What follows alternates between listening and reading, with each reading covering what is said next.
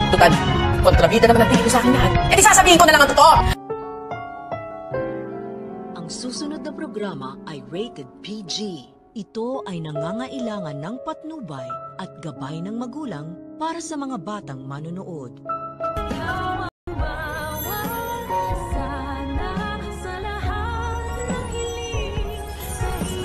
Gusto mo bang malaman kung bakit na-aksidente nahila ako sa hagdan dahil sa babayan?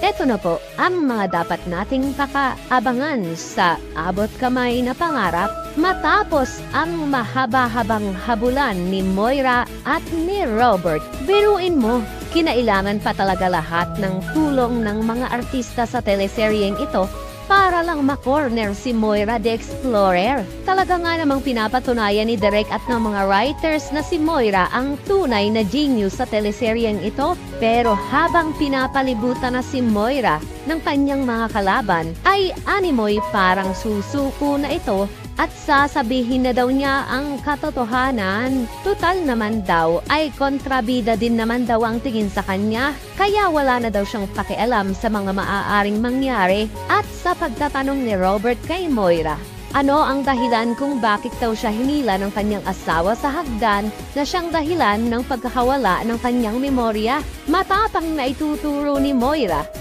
ang babae daw na dahilan kung bakit niya nagawa iyon sa kanyang asawang si Robert at iginiit pa ng bruha na aksidente daw yon. Hindi daw niya sinasadya at ang mas dapat nating pakaabangan ay kung sino yung babaeng tinuturo ni Moira.